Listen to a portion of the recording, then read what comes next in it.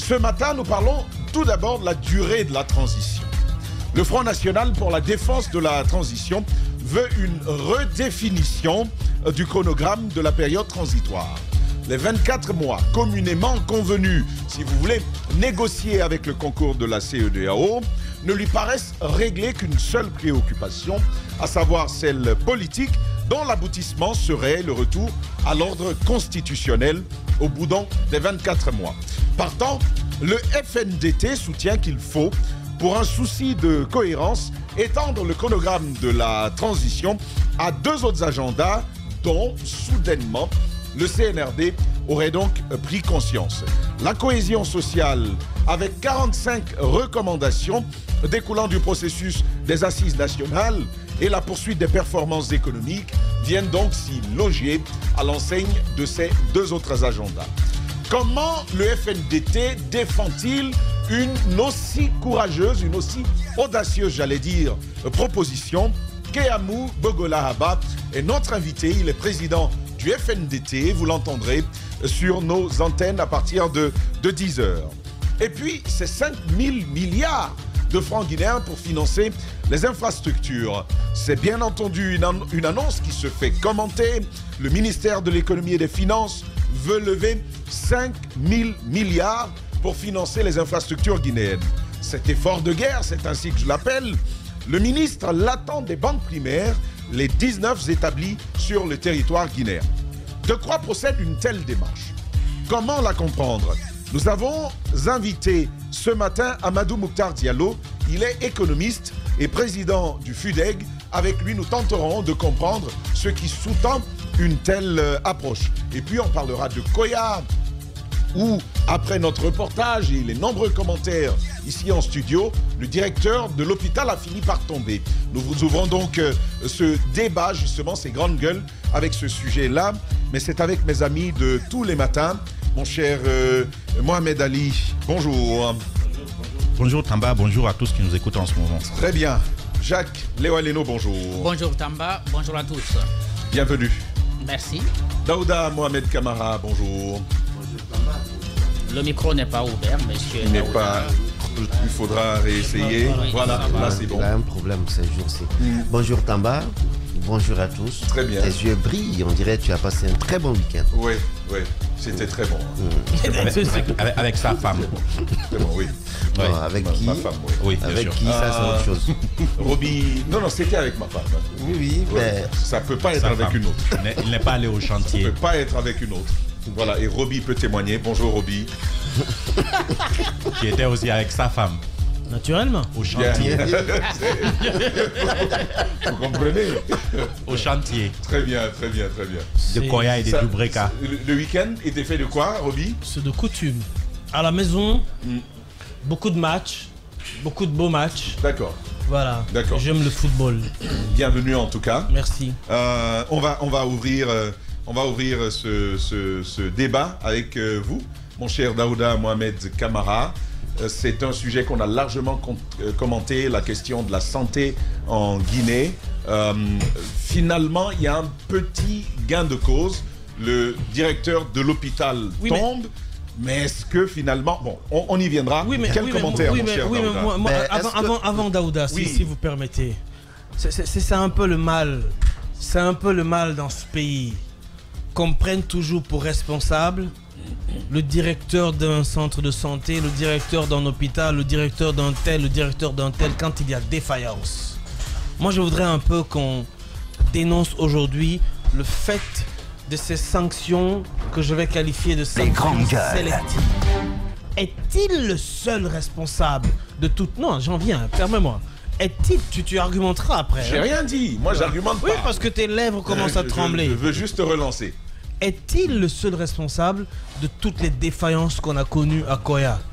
Ce n'est pas parce que les médias s'y sont intéressés et qu'on a fait des dénonciations et qu'on a montré des images qui ont heurté la sensibilité populaire que le directeur doit payer de facto. Il faut remonter plus loin. Qui est chargé d'équiper les hôpitaux? Qui est chargé du suivi de remplacement des équipements? Qui est chargé du contrôle des fonctionnements dans nos hôpitaux, dans les centres de santé et dans toutes les structures? Parce que c'est devenu une habitude dans ce pays. C'est devenu une habitude que lorsqu'il y a défaillance dans une structure... Ne me faites pas rire. S'il pouvait encore... Vas-y. Là, il est au même niveau que Diba, c'est pas normal parce que lorsqu'il y a défaillance dans une structure, je crois que ce n'est pas seulement le directeur ou les premiers responsables qu'il faut de facto sanctionner pour satisfaire la clameur publique. Moi, j'aurais souhaité que le directeur soit encore là, que des enquêtes soient menées, que les défaillances soient connues au plus large. Non, j'en viens. Le département a eu jusqu'à 24 heures tout au moins. 24 heures, tu penses que 24 heures... Pour questionner, oui. Tu penses que 24 heures seulement, ça suffit pour se questionner et sanctionner direct oui. et direct le directeur? Bah oui. Comme si cet état de fait était de 24 heures? Non. Ce n'est pas seulement le fait. Mais que veux-tu à la fin? Je sais que je veux. Vous avez vu le décor de l'hôpital? Vous avez vu comment tout ceci se passait? Permets-moi, c'est pas le ministre qui va venir nettoyer ça. Je suis dans la généralité. Je pars du cas spécifique de Koya pour généraliser. Parce que c'est une habitude dans ce pays. Que dès qu'il y a un problème dans une direction ou dans une structure étatique, que de facto le public s'en plaigne, et c'est tout de suite le directeur qui tombe. Oui. Non. Il a la responsabilité. Non, ce n'est pas fondamentalement. Est-ce que c'est lui seul qui doit tomber? Bon. C'est ça la question. Est-ce que c'est lui seul qui doit tomber ou c'est tout un ensemble? Très bien. Non, ce que l'on va faire. Je ne sais pas. Ce que l'on va faire. Ce n'est pas la question. La question n'est pas de qui doit tomber. Tu me permets, s'il te plaît. Il arrive des... Non. Est-ce qu'il devait même tomber? Bon. C'est ça le problème. Les gars. Voilà. Exactement. Les gars. Exactement. Bon, je crois que je vais couper leur micro. Parce qu'il faut à un moment écouter. Il faut écouter. Ce que l'on va faire, on va planter on va restituer cette situation dans son contexte. On va écouter Jacques pour cette restitution. Diba suivra. Et puis ensuite, on viendra aux commentaires. Allez-y, mon cher Jacques. Donc, la dernière fois, effectivement, nous avons vu ce reportage réalisé par nos équipes de la télévision qui nous ressortent l'état dans lequel se trouve l'hôpital de Koya. Et il s'est intéressé notamment au bloc opératoire. Les grandes gueules. Et à la place, on utilisait de la poudre de javel pour nettoyer. Et la rouille, c'était assez visible. Les lits qui étaient dans un état assez piteux. Alors, le lendemain, nous, on a commenté largement le reportage ici et le ministère a dépêché une mission d'inspection. La mission était chargée de faire le diagnostic, d'identifier les problèmes et d'envisager évidemment les solutions pour sortir de cette situation. Vous pouvez voir à l'instant les images avec des équipements rustiques, mais aussi une insalubrité mais totale. Déjà, pas perdre de vue. Dès le lendemain, on a commencé à prendre des mesures d'urgence, notamment par rapport au lit. Ce qu'on me dit ce matin, puisque j'ai eu des échanges avec le directeur préfectoral de la santé, qui me dit que les lits ont été achetés. Et donc, on est en train de les remplacer. On a trouvé 2 stérilisateurs. Qui, bien entendu, sont fonctionnels. Oui, évidemment qu'on nous laisse voir, mais ça, on m'a donné cette confirmation. Et l'autre mesure qui a suivi, c'est bien sûr le remplacement du directeur Conté, je crois c'est comme ça il s'appelle, qui a été donc remplacé par le DGA de l'hôpital régional de l'Abbé. Donc ce dernier a même pris fonction avant-hier. Donc il a pris fonction et les travaux ont commencé. Maintenant il y a autre chose quand même, parce que je comprends bien le commentaire de Roby de dire il ne faut pas tomber à bras raccourcis sur le directeur. Mais c'est ça. Mais je me suis quand même... la saleté, c'est pas le ministre. Je me suis quand même rapproché. C'est pas lié aux équipements, la saleté. Tamba, j'ai dit, je comprends, mais je ne dis pas que je soutiens entièrement ce qu'il dit. Parce que j'ai quand même... Oui, évidemment. J'ai eu la chance quand même de prier hier à Koya. Très bien. Et j'ai écouté quelques citoyens qui disent tout le monde s'en plaignait. Bon, même si vous avez les moyens qui manquent, mais lorsque les gens disent tout le monde s'en plaignait, Et puis, tout le monde semble se réjouir de ce qui s'est passé. Évidemment, vous voyez en quelque sorte le management qui est pointé du doigt. Même si, encore une fois, pour certains équipements, il va falloir quand même interroger le ministère. Parce qu'il ne faut pas tout de suite se débarrasser du directeur de l'hôpital pour peut-être éviter de voir la défaillance causée par le système même, le système de santé qui fait aujourd'hui que nos hôpitaux préfectoraux, pas seulement Koya, se trouvent dans des états, bien entendu, assez insupportables. Je pense que c'est assez bien planté. Juste un petit bout. Je suis tout à fait d'accord. Alors là, à 100% d'accord avec Jacques. Mais ce que moi je déplore, c'est qu'on semble acclamer, oui, mais c'est du naturel dans notre pays qu'on acclame quand on n'aime pas surtout la tronche de quelqu'un. Mais est-ce que vous vous interrogez le fait que les médecins qui rentrent en bloc opératoire, ça, ce n'est pas le directeur qui entre. Le médecin qui prend la poudre de Javel et qui l'utilise comme stérilisateur. Le médecin utilise cela. C'est au directeur de créer des moyens. Non, mais est-ce que toi, ta responsabilité en tant que médecin, si le directeur n'a pas créé les conditions pour le stérilisateur, est-ce que toi, ta responsabilité en tant que médecin déontologiquement, tu dois utiliser du Javel pour opérer un malade? Ça, c'est pas une faute médicale? C'est pas une faute professionnelle, ça? Bon, enfin. C'est une faute professionnelle. Lui aussi, ainsi de suite. Donc, si on suit la chaîne, on viderait cet hôpital de son contenu. Parce que chacun est responsable. Chacun est responsable. Alors, des sources d'informations en tant que journaliste. Je suis témoin de quelque chose. Quelqu'un est venu te voir il y a quelques mois de cela, nous proposant une information et t'a demandé. Ah, tu vois, il n'avait même pas activé mon micro. Je dis, j'entends bien ce que dit Roby. J'entends bien ce que dit Roby. Parce que je me sens agressé directement. J'entends bien ce que dit Roby. En fait, ce monsieur ne doit pas porter la somme de tous les malheurs de l'hôpital. Je ne suis pas d'accord avec cette manière de faire. Je ne suis pas d'accord. D'autant plus qu'ils font en ce moment, tout le département de la santé est en CTC à Zérékoré. Tout le monde va venir présenter son bilan. Il le commence ce matin. Ça a commencé même déjà. Ils sont tous à Zérékoré. Et ça, c'est périodique. Ils l'ont fait il y a encore quelques mois. Mais on dirait que subitement, ils se sont réveillés parce que Espace Télé a fait passer des images. C'est là que je ne suis pas d'accord. Et je te posais cette question. Récemment, il y a quelques mois à peine, on cherchait des informations très sensibles. Quelqu'un est venu te voir proposant de monnayer les informations. Qu'est-ce que tu avais dit? Moi, j'en sais rien. Qu'est-ce que tu m'as dit à moi? Tu m'as dit non. Tu as dit à l'intéressé, on ne peut pas le faire parce que c'est contre notre déontologie. Tu l'as refusé. Et ensuite, tu m'as dit ce qui se passe. J'ai dit, il n'est pas question qu'on le fasse. Parce que même la charte de Munich, c'est connu de tous les journalistes qu'on ne peut pas le faire. Tu as renoncé. Ce que dit Roby est vrai. Ce n'est pas parce qu'il manque de moyens.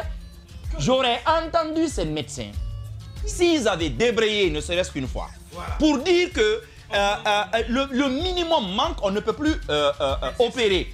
Et de là à aller prendre. Toi, tu dis poudre de Javel. Dieu seul sait ce que c'est. Qui a contrôlé? Qui connaît le dosage? Qui sait ce que c'est? Parce que ces produits-là sont importés en Guinée, on les a.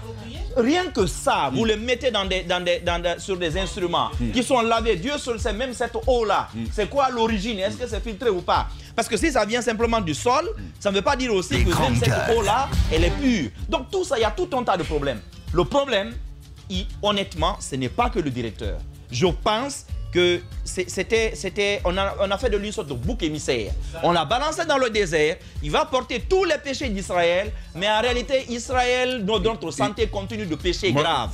Grave. On va écouter Djiba quand même, qui a écouté le principal concerné. Mais moi, je dis, c'est déjà un début. Le premier à répondre, c'est le directeur. Il n'y a pas mille façons de le dire. Djiba, que nous dit-il? Que nous apprend-il? Alors justement, il se présente comme le mouton. Pour lui, c'est moi qu'on sacrifie. D'abord, il estime qu'il a toujours ouvert sa porte à la presse pour tout ce qui est reportage, quand il y a accident de circulation et tout. Et donc, il n'était pas au courant de ce reportage. C'est l'information qu'il a laissé filtrer, qu'il n'était pas au courant, qu'il était au stade de Koya pour la fête du 2 octobre. Donc, c'est ce qu'il dit dans ses explications. Maintenant, s'il était au courant, il aurait fait quoi? Il aurait fait quoi? Bon, il dit qu'il n'aurait pas ouvert ses portes. Ça, c'est aussi clair que ça. C'est aussi clair que ça. Et ce qu'il dit, il dit que bon, il se présente comme une victime d'une mafia qui a été orchestrée pour le faire tomber. Par qui? bon, il dit qu'il y a des personnes à l'interne qui auraient favorisé tout ça. Donc c'est ce qu'il me dit. Donc il dit qu'il ne va pas, à ce jour, que la décision est tombée, sans qu'il nous soit écouté.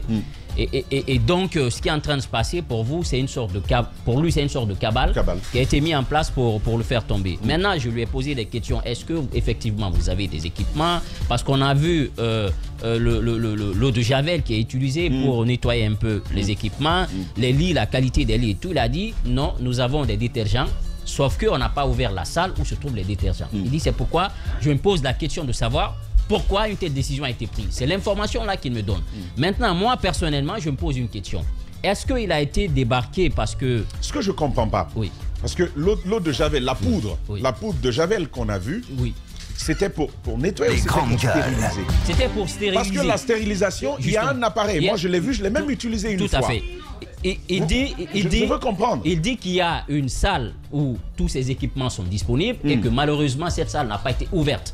Donc c'est l'information qu'il a donnée. On nettoie au Javel d'abord, ensuite ils ont une machine. Je m'excuse, bonjour Tamba, bonjour à tout le monde de m'inviter comme ça. Elle vient d'arriver, elle est en retard ce matin. C'est ça, ça arrive, je ne suis pas comme toi. Je ne suis pas comme toi. Il n'y a rien derrière d'abord, il n'y a que madame et toi. Moi il y a plusieurs choses derrière.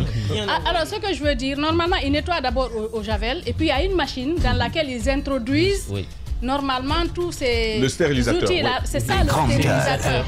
C'est une façon de chauffer donc les choses à un certain degré pour permettre de stériliser. Ce que nous avons vu ici, c'est cette poudre-là, cette poudre de Javel qui permet de nettoyer. Maintenant, est-ce qu'on stérilisait? C'est la grosse question. Il dit, voilà, alors dans son explication, il dit qu'effectivement, et puis après on la salle n'a pas été ouverte. Maintenant, sur une observation personnelle, est-ce que le directeur a été enlevé parce que tout simplement le système il est défaillant ou parce que le reportage il est passé? Je me suis posé cette question. Pour moi, c'est parce que le reportage il est passé. Le ministère de la Santé a des inspecteurs partout. Absolument.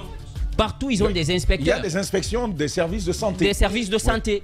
Ils sont au courant, ils sont au fait de la situation. Et dans tous nos hôpitaux, ils sont au courant. Ma question, est-ce qu'il a été enlevé parce que le système il est défaillant? On sait tous. Ma question, Djiba, permettez, s'il vous plaît. Ou c'est parce qu'on a mis à nu. Alors, Djiba, est-ce que tu as parlé avec. Est-ce que tu lui as posé la question de savoir est-ce qu'il a fait part des besoins de l'hôpital à la hiérarchie, par exemple? Est-ce qu'il y a eu ce type de remontée?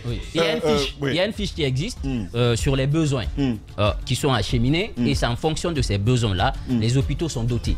Ça, c'est connu, c'est une tradition. Il dit c'est comme si. Mais est-ce qu'il l'a fait? Bon, s'il l'a fait, dans la communication, il dit ça existe. C'est une situation qui se fait partout. Maintenant, est-ce que pour lui, il dit revenir sur ça, c'est comme si on voulait d'enfoncer les grandes gueules. C'est connu de tout le monde. Donc, moi, je me dis, est-ce qu'il a été enlevé parce que le système, il est défaillant? Nous savons tous qu'il est défaillant.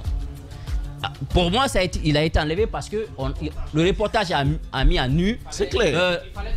Quelqu'un. Et c'est bien. Et donc, il se présente justement comme le mouton sacrificiel. Maintenant, moi, ce que je veux dire aujourd'hui, Pété, il a des problèmes.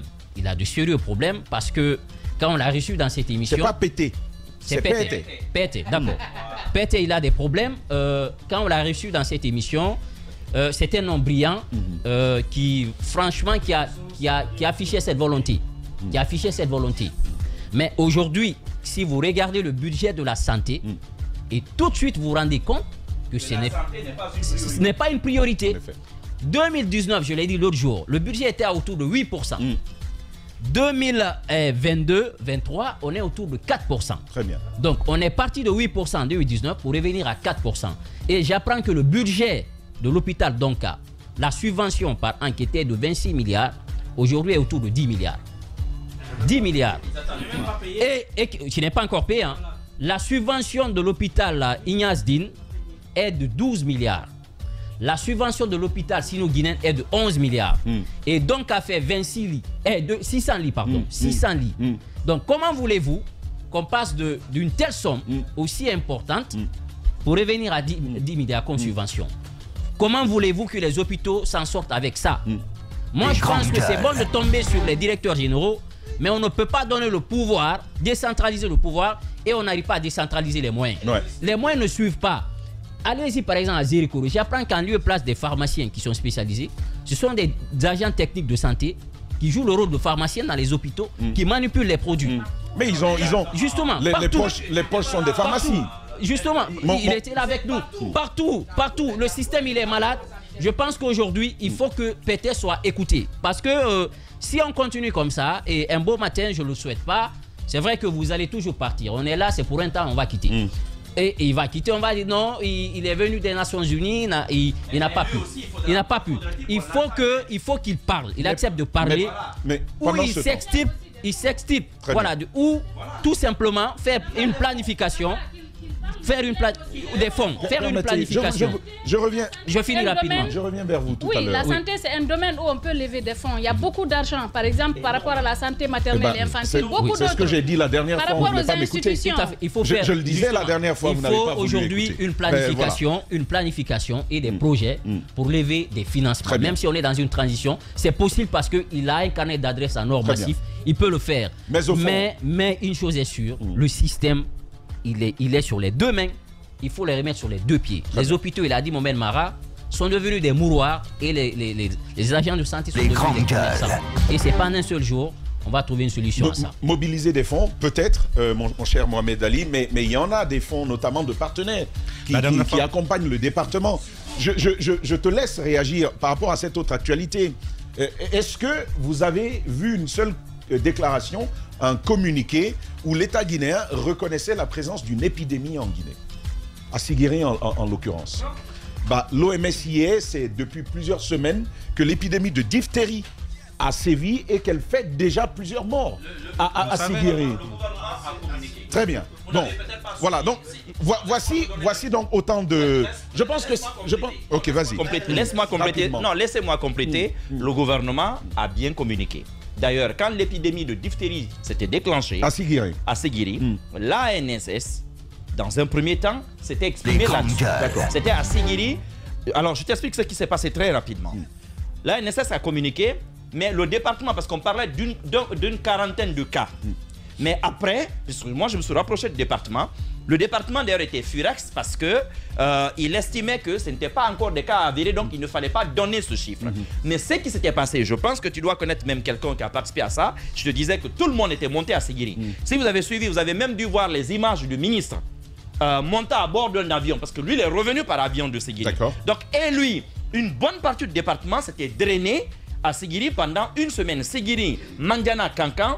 Les enfants, en fait, ils ont profité à la fois pour vacciner contre la polio et contre la diphtérie dans les 3 préfectures. Et là, il faut reconnaître qu'il y a eu vraiment de la proactivité. Et c'est même cette campagne-là qui devait continuer. Si vous avez remarqué il y a quelques jours, on avait reçu des textos comme quoi la campagne contre la polio était à l'arrêt parce que justement, il y a ce fameux CTC qui se tient en ce moment à Nzérékouri. Très bien. Voilà. Merci. Mais ça avait été annoncé. Merci Mara pour cet éclairage. Oui, on continue donc. La dernière fois dans cette émission, j'étais en train de saluer la capacité managériale d'Alpha Bakar de l'enseignement technique à mobiliser des fonds pour s'occuper des projets de son département. Oui, Ruby. Je l'ai dit la dernière fois et je suis en train de répéter. Pourquoi? Parce que justement, le budget de chaque département, nous le savons, ne suffit pas par rapport aux activités. Tout le monde s'en plaigne. Mais il y a d'autres qui ont cette capacité d'aller chercher ailleurs. PT, au lieu qu'on augmente son budget, eh bien, on l'a diminué. Les sous-sous disent, si tous les autres ministres, c'est PT, on a diminué son budget, c'est parce qu'on estime que ce qu'il est en train de faire est à la hauteur de ce qu'on lui attribue en réalité. En gros, ça voudrait dire qu'il n'est pas suffisamment efficace. Là, on l'a mis. C'est la lecture que moi je fais de ce qui arrive au ministère de la Santé côté budget. Maintenant, parlons exactement. Des traces, exactement. Donc, c'est pourquoi je parle... Un grand monsieur. Un grand monsieur de la santé. Même à l'arrivée des Vous savez, il y a plusieurs voix s'étaient élevées pour qu'on demande son remède.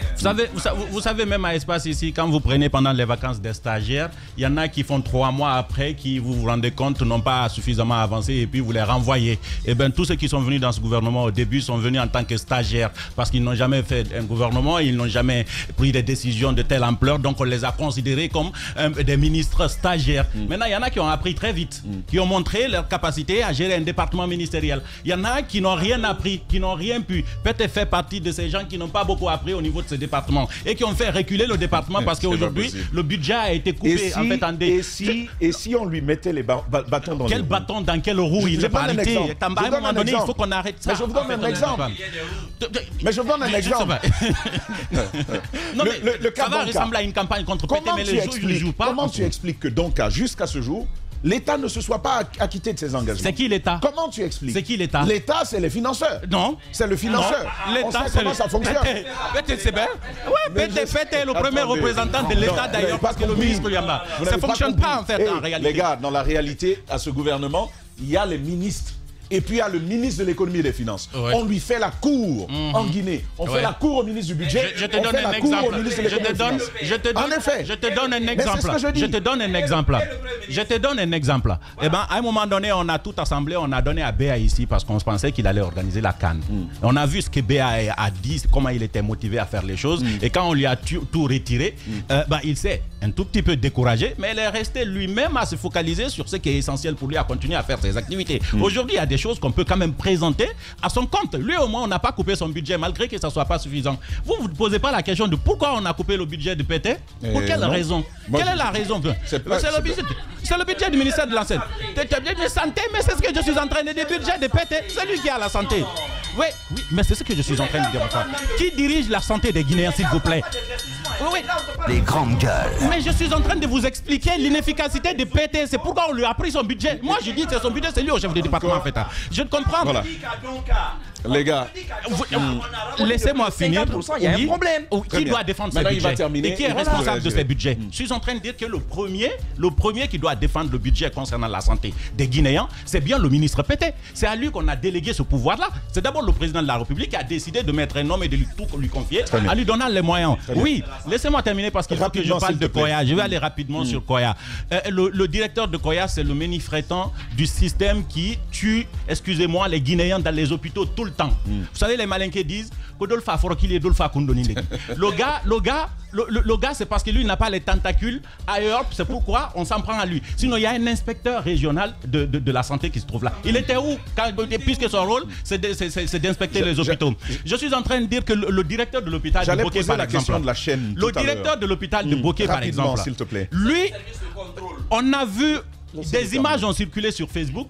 Et bien celui-ci, il a sanctionné, c'est lui qui l'a suspecté. Le seul neurologue, je le disais ici la dernière fois. Et il a fermé l'hôpital aux médias. Allez-y voir l'intérieur des hôpitaux. Faites le bilan. S'il n'y a pas pire que ce qui se passe au niveau de Koya. Allez-y même à Ignace Dini ici. Vous n'avez même pas envie d'envoyer votre malade. On s'en prend à lui. Je ne suis pas contre le fait qu'il soit sanctionné, mais je me dis que ce n'est pas là que ça devrait commencer. Et ce n'est pas là où ça devrait s'arrêter. C'est juste lui. Voilà. C'est pas là où ça devait commencer, c'est pas là où ça devait s'arrêter. Je rappelle quand même qu'il y a des noms qu'il ne faut pas prononcer en français. Voilà, c'est Pété. Justement, Pet, il faut que le ministre du budget, parce que c'est à ce niveau que beaucoup estiment qu'il y a un blocage aujourd'hui par rapport aux subventions. Moi, j'ai vu circuler une facture de Nestin Group, puisque c'est Nestin Group qui gère l'hôpital Donka de 1,6 milliard. Et aujourd'hui, l'entreprise est dans l'obligation elle-même de puiser dans ses caisses pour faire fonctionner l'hôpital. Je pense que ça, ce n'est pas bien pour une question de souveraineté, parce que sous d'autres cieux, il y a des secteurs qu'on refuse même de privatiser, tels que l'éducation et la santé. Mais si on l'a fait, c'est parce que l'État était dans l'incapacité de gérer, parce que si on dit le discours dominant, si on donne aux Guinéens, ils vont détruire l'hôpital. Maintenant, l'entreprise, vu qu'il n'y a pas de subvention, et aussi la concession, c'est 5 millions de dollars par an. Ça aussi, il y a un problème qui n'est pas payé. Donc l'entreprise elle-même prend dans ses caisses pour faire fonctionner l'hôpital. Ce n'est pas bien pour nous. Et le budget de Pété, comme on est en train de le dire, il paraîtrait que les 70%, c'est pour le traitement salarial. Le fonctionnement. Le fonctionnement. Oui. Maintenant, là, on ne parle même pas d'investissement. Très bien. Très bien. Et on le sait, hein, on le sait, mon cher Daouda, ce n'est pas le débat du jour, mais c'est connu, le ministre du budget, le ministre des Finances, c'est des super ministres en Guinée. Mais en revenant à l'actualité de Koya, finalement, la mesure est inachevée? Est-ce qu'elle est incomplète de ton point de vue? Je crois encore il faut appuyer. Voilà, oui, c'est qu'on s'est attaqué à un faible, à un vulnérable. Oui. Parce que, non, C'est mon point de vue. On s'est attaqué plutôt à un vulnérable, je le dis et je le maintiens, parce que tout de suite, on nous annonce que les lits sont arrivés. On nous annonce que les stérilisateurs sont arrivés. On pouvait le faire. On pouvait le faire avant. Parce que ce n'est pas parce que le reportage est passé qu'on s'est rendu compte que ça ne va pas dans nos hôpitaux. L'hôpital le plus grand de toute la République, c'est bien Ignace Dine. Ignace Dine, on sait ce qui s'y passe. Et ça, c'est sous le nez même du ministre de la Santé, du président même de la République ou de la Transition. C'est sous son nez là. On sait ce qui s'y trouve. C'est de la poubelle là. Et on ne peut pas dire aujourd'hui non, parce que le directeur n'a pas fait ça, il faut le démettre. Aujourd'hui, on sait que dans les hôpitaux, on génère également de l'argent. On génère de l'argent. Je peux comprendre qu'on reproche au directeur de n'avoir pas réinvesti. Parce que tous les jours, il y a l'argent qui rentre dans nos hôpitaux. D'avoir réinvesti. Mais suffisant. Suffisant. Les tarifs sociaux. Daouda. Tamba. Non, je pose la question, moi. Tamba, je ne dis pas que c'est suffisant. Mais vous ne savez même pas c'est combien. C'est combien? C'est ça aussi le problème. C'est suffisant ou ce n'est pas suffisant? C'est pas suffisant, il faut savoir c'est combien. C'est un hôpital public, hein? C'est un hôpital public. C'est un hôpital public, mais vous n'y passez pas gratuitement. Oui, même le PALU, on était avec le directeur général de la PCG la dernière fois. Même le PALU, on paye. Le PALU, les césariennes. La césarienne qu'on nous dit que c'est gratuit, on paye. Quand je dis c'est l'hôpital public, vous allez comprendre, je dénonce le système. C'est peu. Et ce qui est formel et conventionnel qui va dans la caisse de l'État. Les autres vont dans la caisse des agents de santé, des médecins qui s'occupent de vous. Vous savez que Mohamed Ali, je crois que tu es en train de dire la même chose que moi. Je vais dire qu'on n'amasse pas suffisamment pour que ça arrive jusqu'au directeur en fait. Non.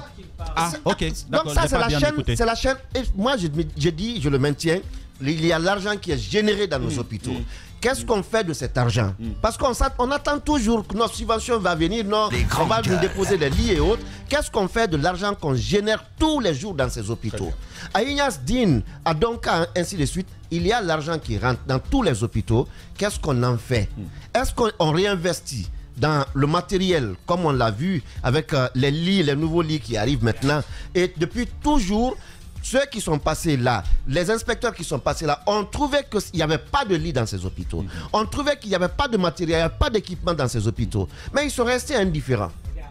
Et heureusement que le directeur n'était pas à l'hôpital le jour du passage de notre reporter. Parce que s'il n'était pas, s'il était sur place, les lits qu'on dépose aujourd'hui, on n'aurait pas les déposés. Parce que les images ne seraient pas passées. Donc ce qui n'existe pas, on ne peut pas tout de suite l'inventer. Il faut créer le mécanisme de s'en approprier et trouver quelque chose pour améliorer le cadre de vie. Roby, rapidement, merci Daouda là-dessus. Si tu permets, il y a aussi une tradition qui existe dans ce pays, qui est une tradition malsaine.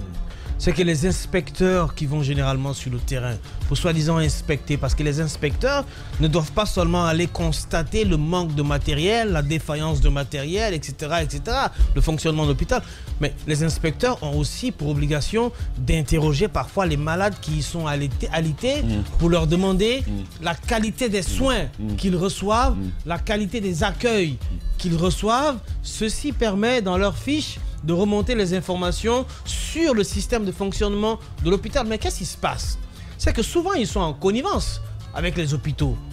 L'inspection est annoncée avant l'arrivée des inspecteurs parfois. Même si le ministre doit faire une visite inopinée, à moins que ce soit lui seul son secret dans son lit, mais dès qu'il annonce à côté, dis-toi que l'annonce va arriver à l'hôpital dans laquelle il va aller. Attention, le ministre Pété, bon, moi je préfère dire Mamadou. Le ministre Mamadou va, pour un peu. Oui, bon, Mamadou. Je préfère m'arrêter à Mamadou.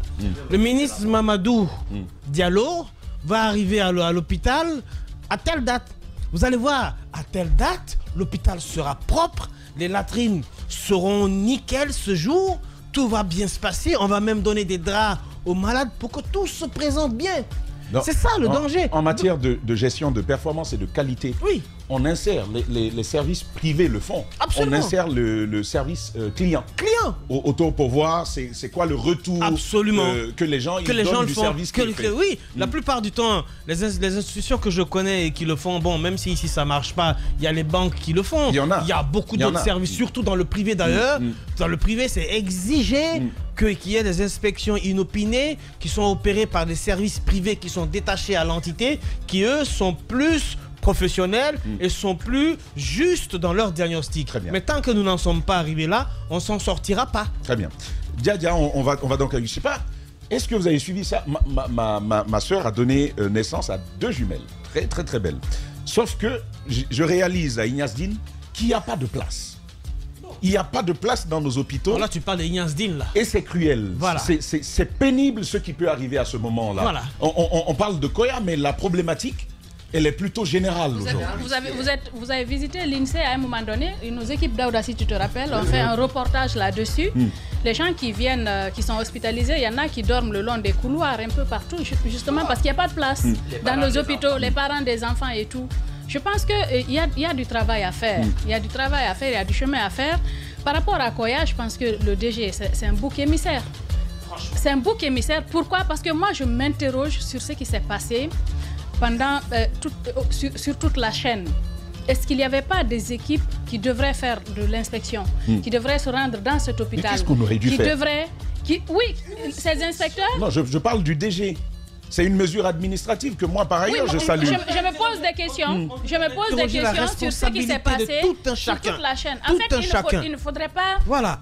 Excusez-moi, il ne faudrait pas qu'on attende qu'une radio dénonce quelque chose, une malversation ou bien un dysfonctionnement quelque part pour qu'on vienne taper sur la tête du premier responsable qui est là-bas. Est-ce que le monsieur a-t-il fait son travail? A-t-il remonté les besoins? A-t-on enquêté pour savoir si justement il avait remonté tous les besoins? Est-ce qu'il a joué pleinement son rôle? Moi, c'est la question que je me pose. Les inspecteurs qui ont l'habitude de passer là, parce que rappelez-vous, Tamba, ces derniers temps, on donne des étoiles, par exemple, au niveau des CMC.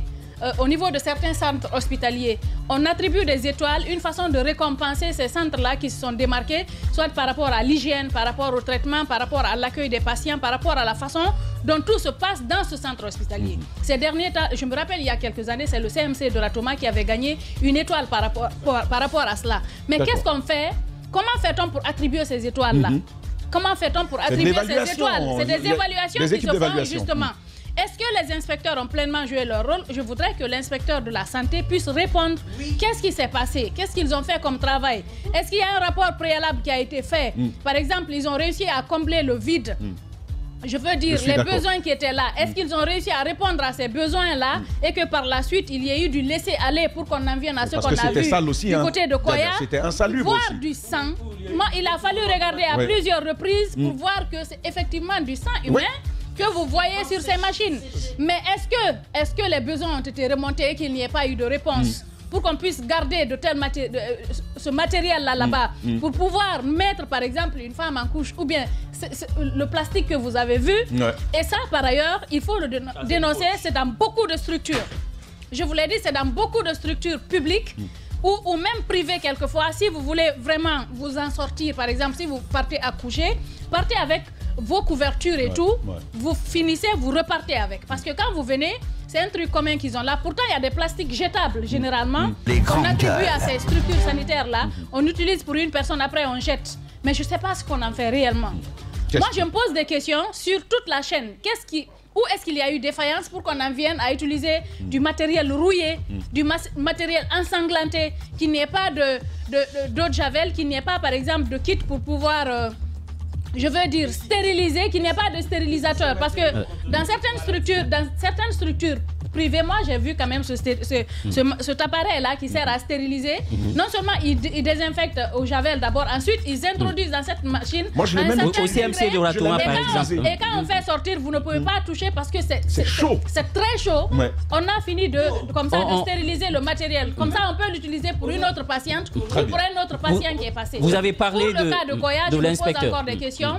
Il faudrait qu'on arrête de faire du médecin après la mort. Ou bien du m'as-tu vu. Oui, parce qu'on a vu ça le monde a vu, on tape sur la tête de la première personne, du premier répondant. S'il ne sanctionnait pas, nous aurions dit qu'il ne se bouge pas. La sanction, Tamba, la sanction, elle est bonne. Elle est bonne. Mais il y a une personne qu'on n'a pas laissée. Madame Yero, il y a une personne qu'on a laissée. Il y a une personne qu'on a laissée. Parce que c'est une pyramide. C'est une pyramide. Vous parlez de l'inspecteur, mais le DPS. Le directeur préfectoral de la santé. Oui, je suis d'accord. De Koya. Mais sur la chaîne, il y a quand même des acteurs. Oui, parce que c'est une responsabilité en cascade. Les responsabilités des autres. On aurait dit questionner le responsable pour dire, mais comment l'hôpital pouvait se retrouver dans une situation aussi insalue. Le DPS, pour moi aussi, doit répondre. Je suis d'accord. Mohamed Mara, vous avez suivi aussi cette actualité. Votre avis à ce sujet? Je pense... C'est fermé, là. Je pense que... Je pense qu'il y a eu une fuite en avant dans cette histoire. On a dénoncé tout ça ici quand? Mercredi, je crois. Mardi ou mercredi. Et déjà le lendemain... déjà le même jour, il y a une équipe qui est allée. Roby, il y a une équipe déjà qui s'est rendue sur place. Le lendemain, les premières mesures ont commencé à tomber. 48 heures après, on apprend que le directeur pas tombé, qu'il a coulé. Carrément. Il a coulé. Oui, parce que quand le bateau, tu sais, parfois quand le bateau prend beaucoup d'eau, pour le rendre léger, on met, tu vois, non, à bas-bord certains, on les jette par-dessus bord, j'allais dire. Je pense que le directeur a simplement servi à alléger le bateau.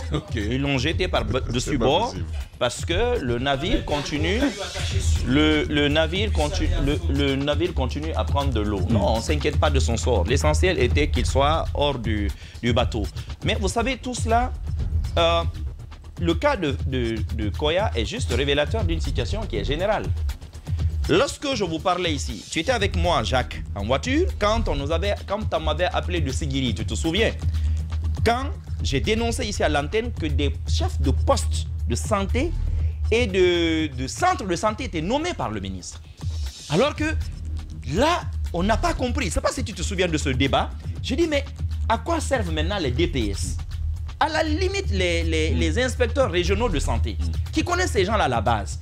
Comment vous pouvez prendre par exemple quelqu'un à Bofa, vous le parachutez comme chef de poste quelque part là-bas dans Sigiri. Vous vous souvenez de ce qui s'est passé à Kintinya. Pendant notre séjour à Sigiri, vous êtes allé à Kintinya d'ailleurs pour voir cela. Vous avez vu Fatoya, vous avez vu Sigirini. Il y a eu des problèmes un peu partout. Et c'est justement le fait d'abord d'envoyer des gens à des postes peut-être qu'ils ne méritent même pas et aussi un autre facteur dans cette histoire. Si le monsieur est tombé si facilement, on va revenir là-dessus, peut-être qu'il est arrivé aussi trop facilement. Très bien. Autant de préoccupations qui sont soulevées autour de cette actualité de la santé à Koya. Vous restez avec nous. Vous continuez à réagir à cette émission #EspaceGG ou au plus 224 657 39 13 13. Et puis au retour dans la deuxième partie de cette émission, nous avons Keamou Bogola Haba. Il veut rediscuter la durée de la transition. Très audacieux. C'est un débat à suivre dans la deuxième partie de cette émission. Restez avec nous.